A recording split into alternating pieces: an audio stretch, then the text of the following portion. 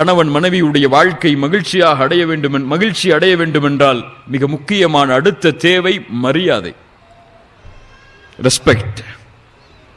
கணவன் மனைவியை மதிக்க வேண்டும், மனைவி கணவனை மதிக்க வேண்டும். கல்யாணமானதுல இருந்து மூத்தார வரைக்கும்.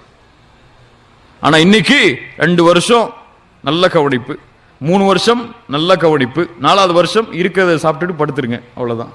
இல்ல மாஷா அல்லாஹ், அல்லாஹ் பாதுகாத்தவர்களை தவிர. இதான் நிலைமை. பெருநாளைக்கு கல்யாணம் முடிக்கிற முன்னாடியே 10 புடவை எடுத்து வச்சிருப்பாரு இவரு. அடுத்த பெருநாளைக்கு நீ போடுறதுக்கு இப்பவே புடவை வாங்கி வச்சுட்டமான்னு சொல்லி அவங்க மாமியாட்ட சொல்லுவாரு. உங்க மகளை திருமணம் முடிக்கிறதுக்கு முன்னாடியே 2 பெருநாளைக்கு புடவை என் வீட்டில் இருக்குன்னு சொல்லி. கல்யாணம் ஆனதுக்கு பிறகு போன ரமதான்ல எடுத்த புடவை ஒரு தடவை தானே கட்டுனீங்க, அதே கட்டுங்க பரவாயில்ல அப்படின்ட்டு போயிடுவாரு. 3 வருஷம் 4 வருஷம் கழிஞ்சதுக்கு பிறகு மனைவி கணவன் இடத்திலே அப்படித்தான், கணவன் மனைவி இடத்திலே அப்படித்தான். இந்த மரியாதைகள் எல்லாம் கொஞ்ச நாள் தான், அல்லது ஒரு பயமா உருவாகிறது. அது யாருக்கு பயப்படுறாங்க இன்னைக்கு? யாருக்கு பயப்படுறாங்க? கணவன் மனைவிக்கு பயந்த காலம் எல்லாம் மாறி போச்சு. இப்போ மனைவிக்கு கணவன் பயப்படுறாங்க. மனைவிக்கு பயப்படாதவங்க எல்லாம் எழுந்துருங்க, கையை உயர்த்துங்க, எழுந்திருக்க கூடாது.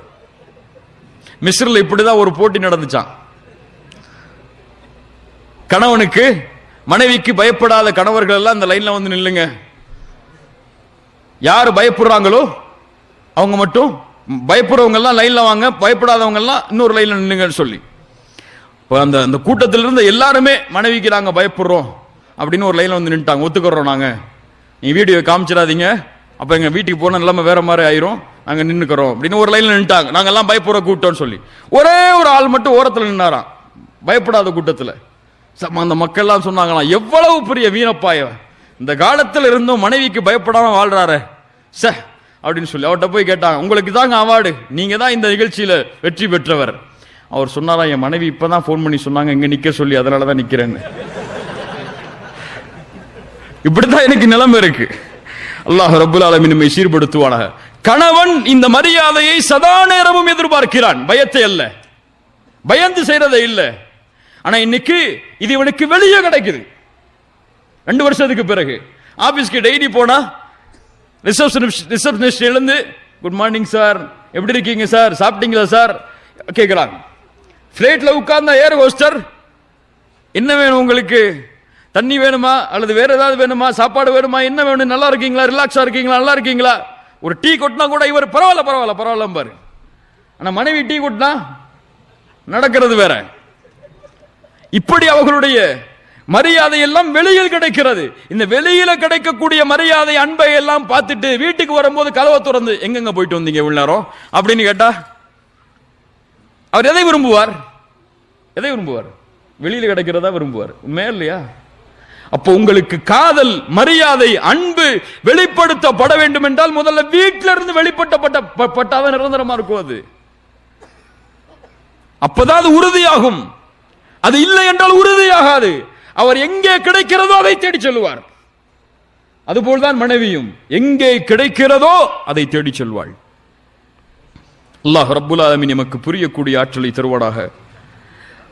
கணவன் மனைவியுடைய வாழ்க்கை மகிழ்ச்சியாக அமைய வேண்டும் என்றால் மிக முக்கியமான தேவை, மிக முக்கியமானது, அதற்கு பிறகு நன்றியோடு நடந்து கொள்ளுதல். கணவனும் மனைவியும்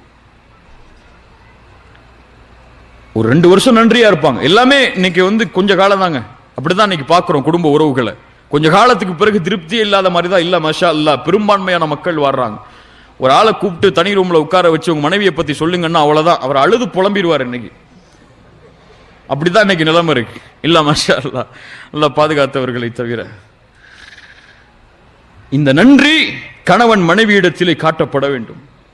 உங்கள் மனைவிக்கு நீங்கள் நன்றி செலுத்த வேண்டிய கடமை இருக்கிறது, உங்கள் கணவனுக்கு நீங்கள் நன்றி செலுத்த வேண்டிய கடமை இருக்கிறது. அதை செய்யுங்கள் அவர்களுடைய ரூஹை அல்லாஹ் எடுப்பதற்கு முன்னால். யோசிச்சு பாருங்க, என்னதான் உங்க மனைவி செய்யட்டும், உங்களுக்கு உங்க மனைவி இல்லாத ஒரு வாழ்க்கையை நீங்க நினைச்சு பாருங்க. கொஞ்சம் யோசிச்சு பாருங்க. கணவன் இல்லாத வாழ்க்கையை நீங்க நினைச்சு பாருங்க மனைவிமார்களே, எப்படி இருக்கும்னு சொல்லி, என்ன ஆகும்னு சொல்லி.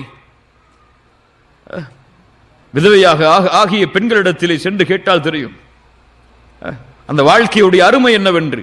அந்த வாழ்க்கையில் எதையெல்லாம் நாங்கள் செய்ய நினைத்தோம் ஆனால் செய்ய முடியலையேன்னு அவங்க கவலைப்படக்கூடிய விதத்தை அப்ப புரியும். நம்ம இருக்கிற வரைக்கும் இந்த உலகத்தில் எந்த அருளும் தெரியாதுல்ல, நமக்கு கிடைக்கிற வரைக்கும் ஒண்ணு பெருசா தெரியும், கிடைச்சிருச்சுன்னா அது சாதாரணமா இருக்கும். அதானே அப்படியே இல்லையா? எல்லாத்துலயும் அப்படிதான். துணியால BMW கார் வாங்குறது இப்போ அவருக்கு லட்சியம்னா வாங்கிட்டாருன்னா அதுக்கு பிறகு என்ன கார் இருக்கோ அதை தேடி தான் போவார், அங்க நிக்க மாட்டாரு. iPhone 7 வந்தா 7S Plus இப்படிதான் போய்கிட்டே இருப்போம் நம்ம. அப்படிப்பட்ட ஒரு ஆசைகளை உணரக்கூடிய காலத்தில் தான் நாம் வாழ்கிறோம். ரசூலுல்லாஹி ஸல்லல்லாஹு அலைஹி வஸல்லம் அவர்களுடைய வாழ்வில் இந்த குணத்தை பாடமாக படிப்போம். பாடமாக படிக்க வேண்டிய மிக முக்கியமான விஷயம். ரசூலுல்லாஹி ஸல்லல்லாஹு அலைஹி வஸல்லம் மனைவிமார்களில் அதிகமாக நன்றி செலுத்த கடமை உள்ள ஒரு மனைவி இருப்பார்கள் என்றால் யாராக இருக்க முடியும்? யாராக இருக்க முடியும்? ஹதீஜா ரலியல்லாஹு அன்ஹா. ஏன்? அவங்க நபின்னு தெரிஞ்சதுக்கு பிறகு ரசூலுல்லாஹ்வை கல்யாணம் முடிக்கல. மற்ற மனைவிமார்களாம் நுபுவத்துக்கு பிறகுதான். ஆனா ரசூலுல்லாஹ்வை ஒரு நபின்னு தெரிஞ்சவங்க கல்யாணம் முடிக்கல. தங்களை விட செல்வத்தில் கூடுனவங்களும் இல்ல. அவங்க ஒரு சாதாரண மக்காவில் வாழ்ந்த ஒரு மனிதர், அவ்வளவுதான். வியாபாரத்தில் நேர்மை, குறைஷி குடும்பத்தில் பிறந்தவர், உண்மையாளர். இந்த தன்மைகளுக்காகவே தன்னை ஒரு பெண் ஏற்றுக்கொண்டாள்.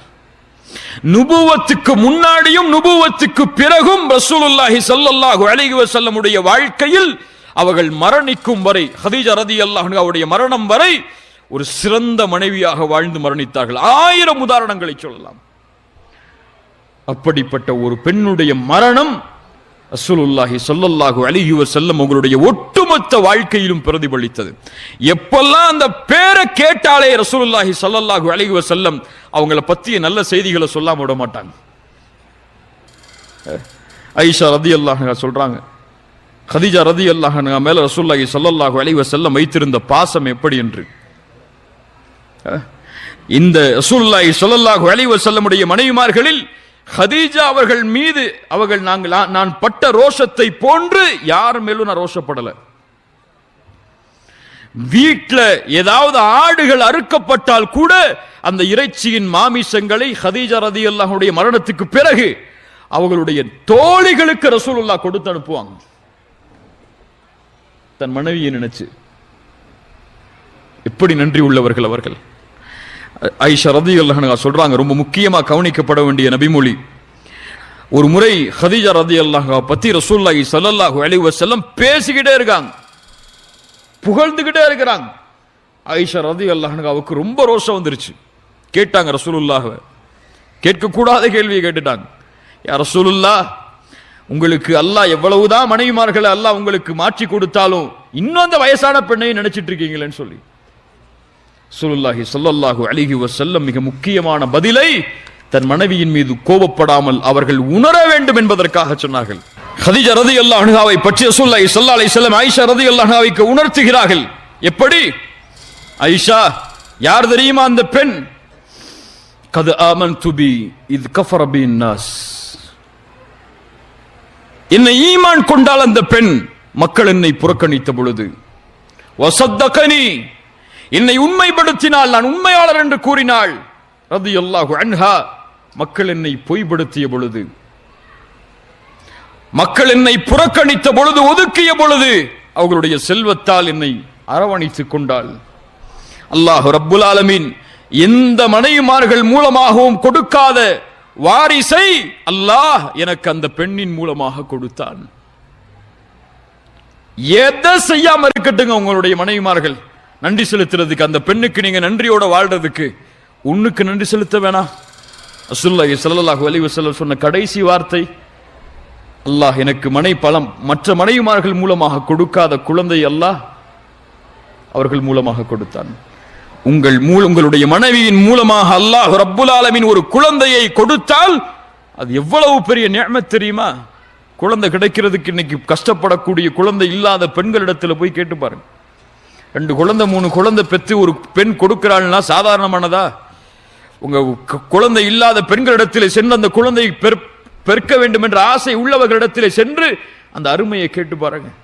அல்லாஹ் ரப்புல் ஆலமீன் உங்களுக்கு ஒரு மனைவியை கொடுத்து இந்த உலகம் அழியும் வரை வாழ்வதற்கு உங்கள் மூலமாக ஒரு வாரிசை அல்லாஹ் ஏற்படுத்தி கொடுத்தமைக்கு அல்லாஹ்விற்கு நன்றி செலுத்தியதற்கு பிறகு அந்த பெண்ணுக்கு நீங்க நன்றி செலுத்த வேணாம்? நாங்க மட்டும் தான் நன்றி செலுத்தணுமா? அப்ப மனைவிமார்கள் எங்களுக்கு நன்றி செலுத்த வேணாமா? ரசூலுல்லாஹி ஸல்லல்லாஹு அலைஹி வஸல்லம் சொன்னார்கள், நரகத்தை பார்த்தேன், அதில் பெண்களை அதிகமாக பார்த்தேன். அவர்கள் மறுப்பாளர்களாக இருந்தார்கள், மறுப்பாளர்களாக இருப்பார்கள். இருந்த காரணத்தால் ரசூலுல்லாஹ்விடத்தில் கேட்டார்கள் சஹாபாக்கள், யக்ஃபுர்ன பில்லாஹ், அல்லாஹ்வை மறுத்த காரணத்தால் அவர்கள் சொர்க்க நரகத்தில் இருந்தாங்களா அவ்வளவு அதிகமா? ரசூலுல்லாஹி ஸல்லல்லாஹு அலைஹி வஸல்லம் சொன்னார்கள், இல்லை, அவர்கள் கணவன்மார்களுக்கு மறுத்தவர்களாக, நன்றி இல்லாதவர்களாக வாழ்ந்த காரணத்தால். எப்படி அல்லாஹ்வுடைய தூதரே கணவன்மார்களுக்கு நன்றி இல்லாமல் அவர்கள் வாழ்ந்தார்கள்? அவ்வளவு காலம் அவர்கள் வாழும் பொழுதெல்லாம் அவர்களுக்கு நலவை செய்திருப்பான். ஆனால் ஏதாவது ஒரு காரியம் நடந்திருக்கும். அப்போது அந்த பெண் சொல்வாள், மா ரஅய்து மின்க கைரன் கத்து. பல பேர் கேட்டிருக்கலாம் இந்த வார்த்தையை, உங்கள்ட்ட இருந்து எதுவுமே எனக்கு கிடைக்கலன்றவா.